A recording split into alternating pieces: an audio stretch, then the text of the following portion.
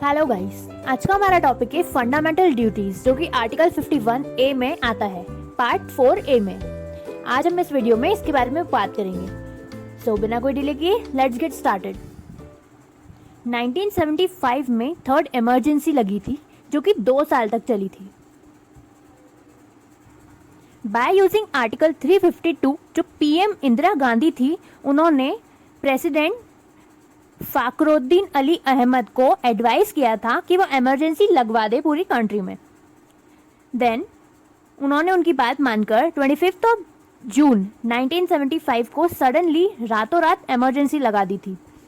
इसके पहले भी इमरजेंसी 2 बार लग चुकी थी, 1962 इंडिया चाइना वॉर के टाइम पर, और दूसरी लगी थी 1971 इंडिया पाकिस्तान वॉर के टाइम पर।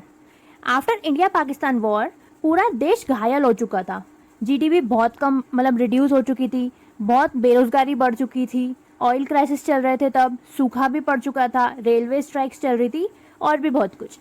इन सब के बीच में जयप्रकाश नारायण का संपूर्ण क्रांति मूवमेंट भी स्टार्ट हो गया था। तब इंदिरा गांधी ने पूरे देश में इमरजेंसी लगवाई थी। तब उन्होंने ऑपोजिट पार्टी के सारे लीडर्स प्लस कांग्रेस के वो लीडर्स जो इमरजेंसी को फॉलो नहीं कर रहे थे, नहीं मान रहे थे उसको, उनको भी जेल में बंद करवा दिया था। उस टाइम पर, इमरजेंसी के टाइम पर, फंडामेंटल राइट्स नहीं बचते थे। उस समय जो इमरजेंसी लगती थी तब लोगों के पास कोई फंडामेंटल राइट्स नहीं होता था, सब कुछ सस्पेंड हो जाते थे। तब न्यूज़पेपर में भी अगर कुछ आर्टिकल छपना होता था तो वो पहले इंफॉर्मेशन एंड ब्रॉडकास्ट में जाकर पहले सेंसर्ड होता था, सर्च होता था, दिखता था, उसके बाद छपता था। उस समय की ये स्थिति हो गई थी।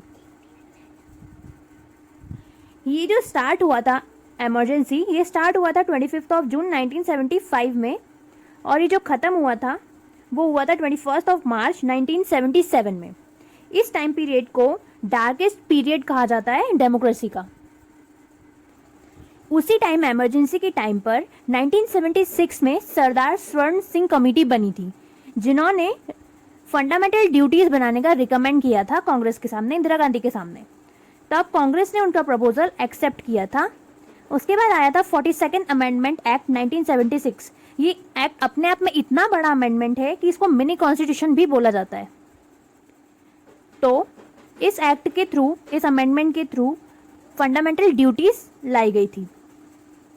इस अमेंडमेंट के थ्रू एक न्यू चैप्टर ऐड हुआ था, चैप्टर 4 ए, जो था आर्टिकल 51 ए।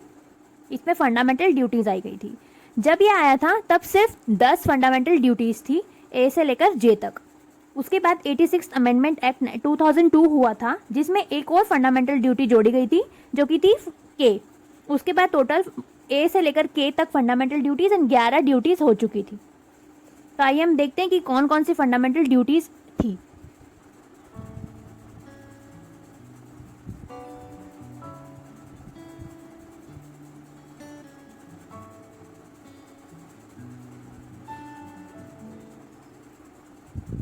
अब बात कर लेते हैं कि फंडामेंटल ड्यूटीज़ का मेन पर्पस क्या है। सबसे पहले तो ये सिर्फ इंडियन सिटीजन्स के ऊपर एप्लीकेबल होती है फंडामेंटल ड्यूटीज़, क्योंकि ये एक टाइप की ड्यूटीज़ है जो आपको समझाती है कि आपको कैसे रहना चाहिए। यानी कि अगर आप शांति चाहते हैं तो आपको शांति देनी भी पड़ेगी, ये आपकी ड्यूटी है, तभी आपको शांति मिलेगी। तो ये एक टाइप की ड्यूटीज़ है। फंडामेंटल राइट्स जो थे वो सबके ऊपर एप्लीकेबल थे, और सिर्फ इंडियन सिटीजन्स के ऊपर ही नहीं, फॉरेनर्स भी अगर कोई इंडिया में आते तो उनके ऊपर भी एप्लीकेबल थे। पर सिर्फ ये फंडामेंटल ड्यूटीज़ जो होती है सिर्फ एप्लीकेबल ऑन सिटीजन होती है। तो इसका मेन पर्पस जो होते हैं वो होता है warning against anti social activities. ये एक तरह की वार्निंग होती है एंटी सोशल एक्टिविटीज़ के लिए। एंटी सोशल एक्टिविटीज़ लाइक आप झंडे की, अपने फ्लैग की बेइज्जती ना कर रहे हो, अगर उसको जला देते हैं लोग या ऐसा कुछ करते हैं, तो ये एंटी सोशल एक्टिविटीज़ के अगेंस्ट ये एक टाइप की वार्निंग होती है कि आप ऐसा नहीं कर सकते हैं। उसके बाद सेकंड होता है reminder of their duties. Fundamental duties citizens को उनकी ड्यूटीज़ का रिमाइंड करती है कि उनको क्या क्या करना चाहिए। थर्ड है promote discipline and commitments. Fundamental duties आपको प्रमोट करती है, आपको बताती है कि आपको डिसिप्लिन और कमिटमेंट्स कैसे कैसे करना चाहिए। उसके बाद बात कर लेते हैं कि फंडामेंटल ड्यूटीज़ में सबसे बड़ा लूप होल क्या है। वो ये है कि फंडामेंटल ड्यूटीज़ नॉन इन्फोर्सेबल होती है, यानी कि अगर कोई इसको नहीं भी मान रहा है तो आप उसके अगेंस्ट कोर्ट में जाके एक्शन नहीं ले सकते, आप उसको अगेंस्ट कुछ कर नहीं सकते। इसीलिए फंडामेंटल ड्यूटीज़ को सैंक्शनलेस ड्यूटीज़ भी बोला जाता है।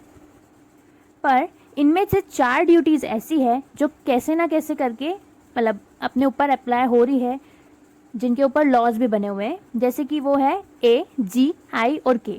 ये जो होती है ये हमारे ऊपर एनफोर्स होती है।